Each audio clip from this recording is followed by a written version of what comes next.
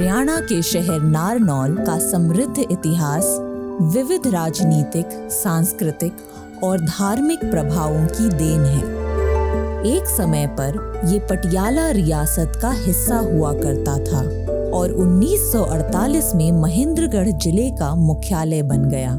दिलचस्प बात यह है कि महेंद्रगढ़ जिले का मुख्यालय महेंद्रगढ़ में ना होकर नारनौल में स्थित है। यह वृत्त चित्र नारनौल के इतिहास को गहराई से दर्शाता है, जिसमें राज्य संरक्षित स्मारकों और उन विविध संस्कृतियों की झलक मिलती है जिन्होंने इस क्षेत्र की कला, वास्तुकला और समाज को आकार दिया। यहाँ के लोगों के धार्मिक, सामाजिक और भावनात्मक संबंधों में आज भी नारनौल की विरासत झलकती है। नारनौल नाम के कई अर्थ और व्याख्याएं हैं। महाभारत के अनुसार इसका संबंध नर राष्ट्र नामक क्षेत्र से हो सकता है, जिसे पांडव भाइयों में से एक भाई सहदेव ने विजय किया था। दूसरे मत के अनुसार यह नाम नाहरनौल से लिया गया है, जिसका अर्थ है शेरों या बाघों का जंगल। तीसरे मत के अनुसार इसका नाम एक सांप और नेवले के बीच हुई लड़ाई से जुड़ा है, जिसे नागनौल कहा गया और बाद में यह नारनौल बन गया।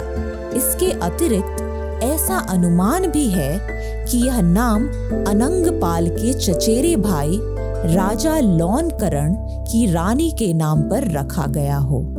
नारनौल का वैदिक संबंध मुख्यतः परिस्थिति जन्य है, लेकिन इसे दो मौसमी नदियों साहिबी और कृष्णावती से जोड़ा जाता है। इन नदियों का उल्लेख ऋग्वेद में मिलता है। तीसरी नदी दोहन का संबंध महाभारत से माना जाता है। पुरातात्विक अनुसंधानों से पता चलता है कि हड़प्पा काल से ही नारनौल में लोग निवास करते थे। हालांकि प्रत्येक युग के भौतिक अवशेष स्पष्ट रूप से नहीं मिलते।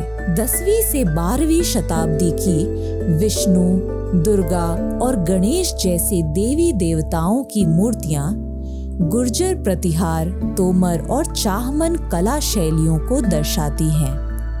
इसके अलावा 13वीं से 14वीं शताब्दी की जैन मूर्तियां भी इस क्षेत्र के विस्तृत इतिहास की ओर संकेत करती हैं। हालांकि नारनौल के प्रारंभिक निवास के बारे में अधिक जानकारी प्राप्त करने के लिए गहन शोध की आवश्यकता है।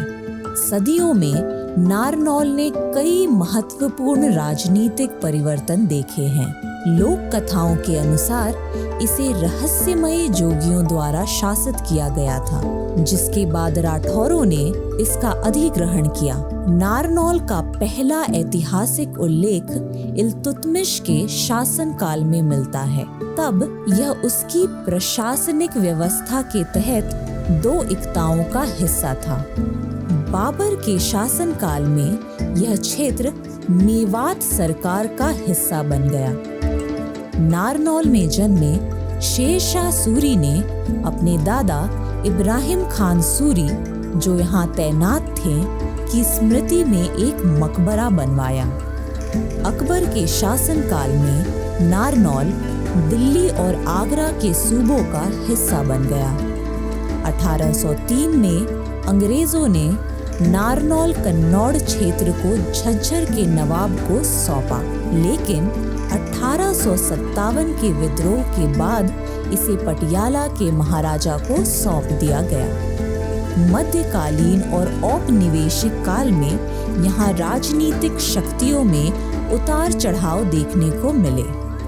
रेवाड़ी के स्थानीय प्रमुख हेमू ने थोड़े समय के लिए शक्ति हासिल की, लेकिन पानीपत के दूसरे युद्ध में वे अकबर से पराजित हो गए। रेवाड़ी के रावों सहित कई स्थानीय शासकों ने इन बदलते राजनीतिक परिदृश्यों में अपनी जगह बनाई। उल्लेखनीय रूप से बेगम समरू इस काल में शक्ति के निर्वात के दौरान एक प्रभावशाली शख्सियत बनकर उभरी। नारनौल के स्मारक इसके गौरवशाली अतीत का दर्पण है। रायबल मुकुंद दास का छत्ता। नारनौल के पूर्व गवर्नर रायबल मुकुंद दास द्वारा निर्मित यह प्रसिद्ध हवेली वास्तुकला का अद्भुत नमूना है। यह 4 मंजिला संरचना उत्कृष्ट योजना का परिचय देती है, जिसमें ऊंचा मंच, आंगन, बरामदे और एक हमाम शामिल है। यह राजपूत और मुगल स्थापत्य शैलियों के अद्वितीय समन्वय को प्रदर्शित करती है। गर्मियों की गर्मी को कम करने के लिए इसमें पानी की टंकी और जलप्रपात की विशेष व्यवस्थाएं की गई थीं। मिर्जा अली जान का तख्त और बावली। सम्राट अकबर के शासनकाल के दौरान कुलीन मिर्जा अली जान द्वारा निर्मित यह बावली एक भव्य संरचना है, जिसमें एक शानदार प्रवेश द्वार और ज्यामितीय रूप से डिजाइन की गई छत है। इस संरचना की प्रमुख विशेषता एक स्तंभ युक्त मंडप है, जिसे तख्त कहा जाता है।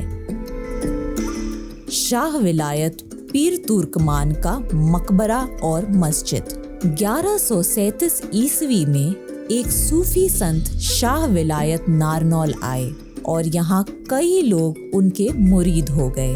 तुगलक काल में बना उनका मकबरा अफगान तथा भारतीय वास्तुकला शैलियों का मिश्रण है। ये संरचना संरक्षित है और इसमें तुगलक और ब्रिटिश काल की विशेषताएं दिखाई देती हैं। मकबरे के शिलालेख पर उनके निधन की तिथि 531 हिजरी यानी 1137 ईस्वी अंकित है। चोर गुंबद। तुगलक काल में अफगान कुलीन जमाल खान द्वारा निर्मित यह अलग थलग स्थान पर स्थित मकबरा है। बाद में ये डाकुओं से संबद्ध हो गया। मकबरे की बड़ी चौकोर योजना और गोल गुंबद शहर के परिदृश्य को विशिष्ट बनाते हैं। त्रिपोलिया गेट। अकबर के दरबार के एक कुलीन शाह कुली खान द्वारा निर्मित यह अलंकृत प्रवेश द्वार 1588 से 1589 ईस्वी में पूरा हुआ। यह 3 मंजिला संरचना फूलों की नक्काशी से सजी हुई है, जो मुगल कालीन भव्यता को दर्शाती है। शोभा सरोवर। यह सरोवर मुगल काल के अंतिम चरण में नारनौल में जल के अभाव को दूर करने के उद्देश्य से बनाया गया था। इसमें राजपूत और मुगल वास्तुकला के तत्व शामिल हैं, जैसे सीढ़ियां, छतरियां और महिलाओं के लिए स्नान क्षेत्र। यह सरोवर आज भी सार्वजनिक उपयोग में है। हरियाणा राज्य का पुरातत्व और संग्रहालय विभाग नारनौल के स्मारकों के पुनर्स्थापन और संरक्षण पर सक्रिय रूप से कार्य कर रहा है। रायबल मुकुंद दास का छत्ता, मिर्जा अली जान की बावली और पीर तुर्कमान के मकबरे के पुनर्स्थापन में प्रभावशाली प्रगति हुई है। इस कार्य में पुनः संरचना, पत्थर की चिनाई, पुनः पलस्तर और उत्खनन जैसे कार्य शामिल हैं। बावलियों तक ले जाने वाले मेहराबदार द्वारों और सीढ़ियों के साथ साथ अन्य वास्तु संरचनाओं की मरम्मत और पुनर्स्थापन का कार्य भी जारी है।